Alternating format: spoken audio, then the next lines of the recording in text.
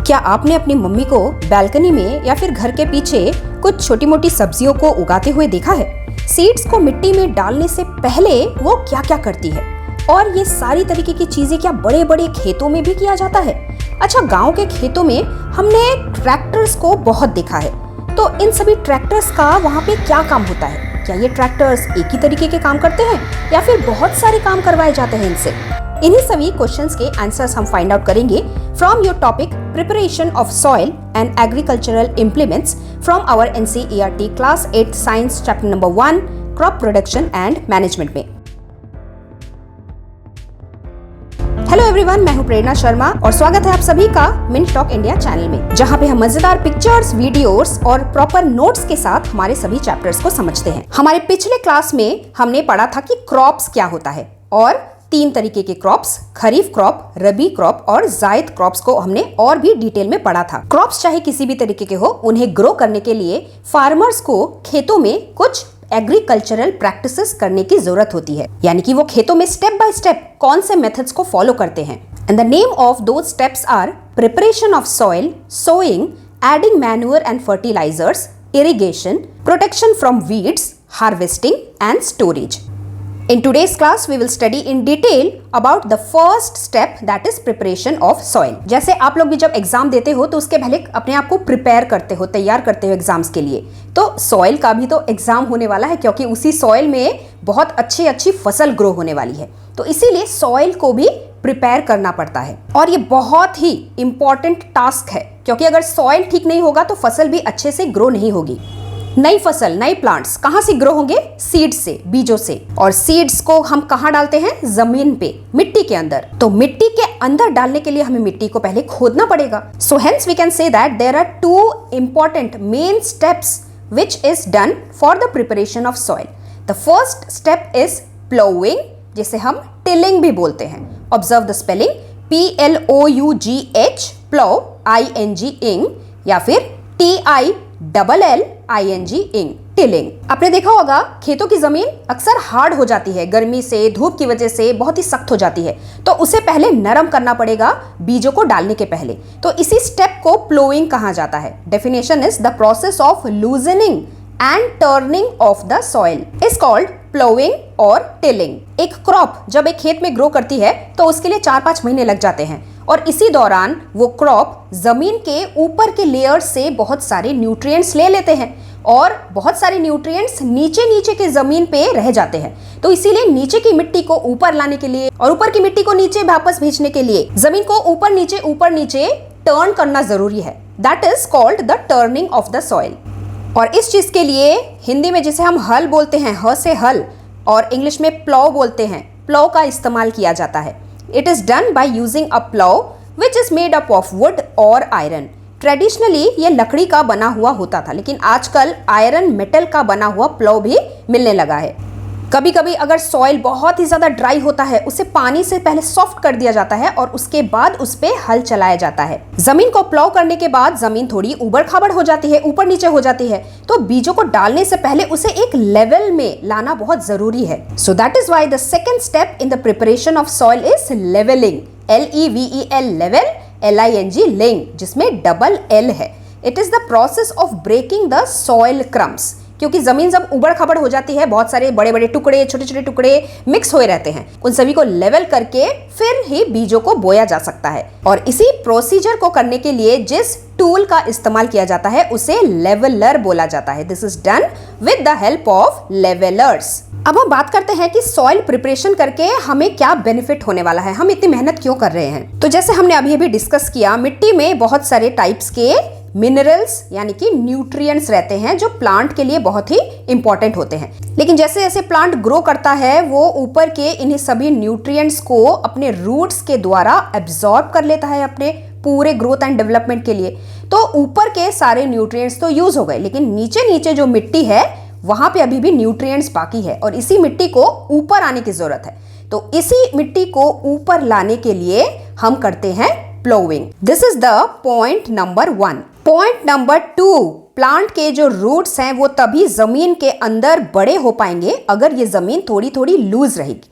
अगर ये जमीन बहुत ही सख्त है तो क्या होगा, जड़ों को अंदर घुसने के लिए जगह नहीं मिलेगी। सिर्फ जड़ें ही नहीं, पानी को भी अंदर घुसने के लिए जगह नहीं मिलेगी। So to allow the roots to penetrate deep into the soil so that they can absorb the water and minerals properly from the soil is loosened up। और क्या क्या फायदा है? पॉइंट नंबर 3, अगर सॉइल अच्छे से लूज होगी तो पानी ही नहीं, उसके अंदर एयर भी अच्छे से सर्कुलेट हो पाएगा। और सॉइल के अंदर बहुत सारे अर्थवर्म रहते हैं, माइक्रोब्स रहते हैं, जो क्या करते हैं, डेड प्लांट पार्ट्स को डीके करते हैं, डिकम्पोज करते हैं और सॉइल के न्यूट्रिएंट को और भी ज्यादा बढ़ाते हैं। तो इन अर्थवर्म्स को हिलने की जगह मिलेगी अगर सॉइल अच्छे से लूजनड अप होगी। तो अर्थवर्म के अलावा बहुत सारे फ्रेंडली माइक्रोब्स भी होते हैं, जैसे rhizobium bacteria.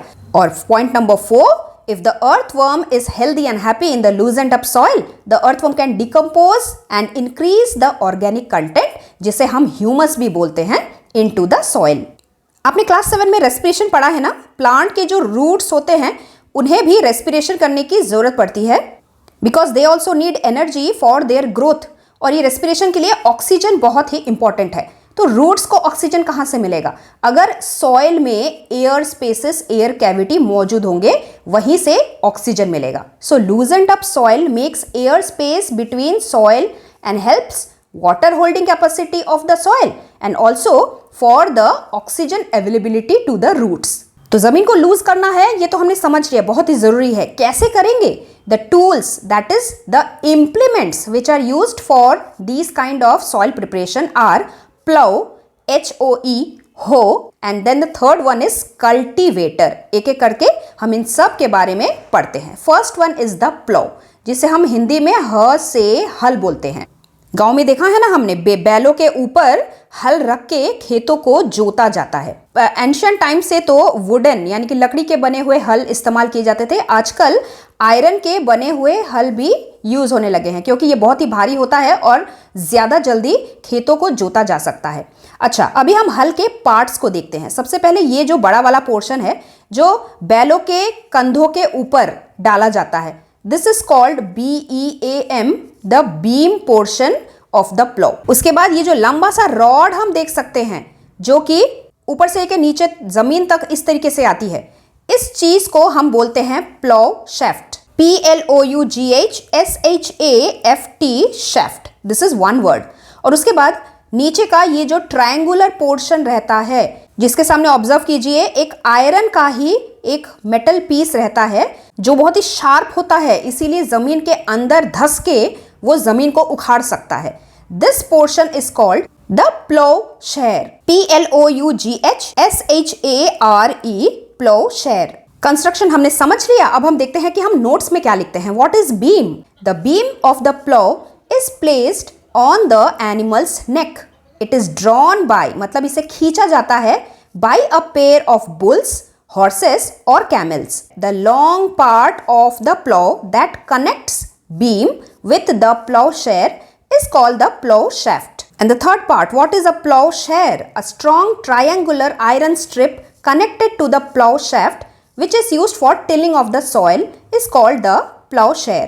Next question, what are the uses of plow? हल को हम किस किस के लिए यूज करते हैं? It is used for the tilling of the soil. Number 1, it is used for adding fertilizers to the crop. Point number 2, कभी कभी इसे वीड्स को निकालने के लिए, यानी कि अनवांटेड प्लांट्स जो ग्रो कर जाते हैं, जिसकी जरूरत हमें नहीं है, उन्हें निकालने के लिए भी प्लाउ को यूज किया जाता है। That is removal of weeds, point number 3। And point number 4, it is used for turning of the soil. नीचे की सॉइल को ऊपर लाने के लिए भी प्लाउ का इस्तेमाल किया जाता है। प्लाउ को कौन चलाता है? It is drawn by the pair of bulls. कभी कभी घोड़े या फिर कैमल्स का भी यूज किया जाता है। और इसके साथ साथ एक इंसान की भी जरूरत होती है हैंडल करने के लिए, क्योंकि एनिमल को तो नहीं पता कि किस दिशा में, किस डायरेक्शन में जाना है। तो यहाँ पे आप देख सकते हैं, ये जो प्लाउ शेयर है, यहाँ पे एक हैंडल जैसा चीज होता है, जहाँ पे जो भी इंसान खेत में काम कर रहा है वो इसे पकड़ता है और फिर बैलों को असिस्ट करता है कि किस डायरेक्शन में जाना है। प्लाउ का इस्तेमाल कैसे किया जाता है? The beam is kept on the neck of the animal which is used to draw the plough.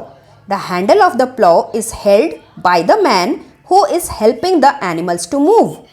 The sharp, pointy iron piece on the plowshare cuts and tills the soil as the plow is drawn forward. Next implement is HOE, hoe. हो भी एक लंबा सा simple tool होता है जिसका इस्तेमाल weeds को रिमूव करने के लिए, सॉइल को लूजन अप करने के लिए किया जाता है।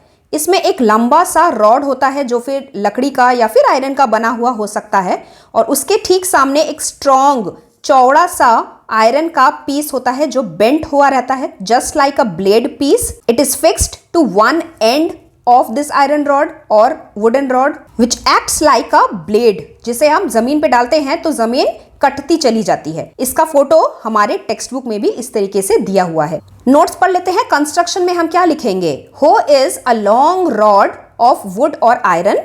Point number 2, a strong, broad and bent plate of iron is fixed to one of its end which acts like a blade. Point number 3, it is pulled by animal और the person who is using this tool. हो का इस्तेमाल किस किस चीज के लिए होता है? सॉइल को टिल करने के लिए, वीड्स को रिमूव करने के लिए और सॉइल को टर्न करने के लिए। तीसरा चलते हैं जो सबसे ज्यादा यूज होता है आजकल हमारे खेतों में। It is called the cultivator. नाम में ही लिखा है ना, जिससे कि खेतों में कुछ कल्टीवेशन हो सकता है। ये एक मॉडर्न टूल है जो खेतों में प्लॉव करने के लिए इस्तेमाल किया जाता है, लेकिन इसे चलाने के लिए एक बहुत ही बड़े से ट्रैक्टर की जरूरत होती है। और इसी कारण से एक तो ट्रैक्टर खरीदना पड़ेगा, ऊपर से पीछे अटैच करने के लिए ये वाला कल्टीवेटर भी खरीदना पड़ेगा। ये बहुत ही कॉस्टली मेथड है। कुछ फार्मर्स के पास इतना पैसा होता है कि वो इसे अफोर्ड कर पाए तो वो खरीद लेते हैं, लेकिन आज भी बहुत सारे फार्मर्स ऐसे हैं जो सिंपल हल, that is the plough and hoe से ही अपनी खेतीबाड़ी करते हैं।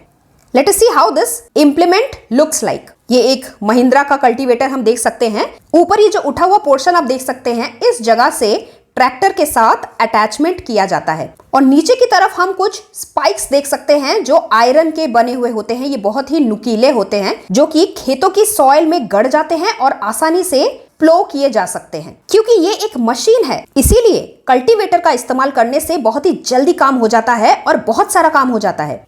So let us quickly summarize what are the advantages of cultivator. It is the modern tool which is used nowadays for plowing the field. Point number 2, it is driven by tractors. Point number 3, it is costly but it saves labor and time. Labor यानी कि मेहनत। जो farmer हल लेके animals को लेके खेतों पे काम करता है, उसे पूरा दिन लग जाता है एक खेत को जोतने के लिए। धूप के अंदर खड़े खड़े उसे बहुत ज्यादा मेहनत करना पड़ता है, लेबर लगता है। वही काम अगर वो ट्रैक्टर के अंदर बैठ जाए और सिर्फ आगे पीछे खेतों पे चलाता रहे तो कितना सा काम मिनटों में हो जाता है और बहुत ही जल्दी होता है। उतनी मेहनत भी नहीं लगती, उतना थकान नहीं होता और उससे समय की भी बचत होती है। तो इस पूरे टॉपिक में हमने समझ लिया कि खेतों को हम किस तरीके से जोत सकते हैं, यानी कि सॉइल को प्रिपेयर कर सकते हैं। आगे हमारा टॉपिक है sowing of seeds. That is the point number 2 in our agricultural practice. खेतों में बीजों को डालने के लिए क्या हम उन्हें ऐसे ही कहीं पे भी फेंक देंगे? पेड़ तो उगने ही हैं, या फिर उसे सो करने का कोई स्पेशल तरीका भी है? ये जानेंगे हम हमारे नेक्स्ट वीडियो में। So stay tuned, we will meet very soon. Till then thank you very much, bye bye.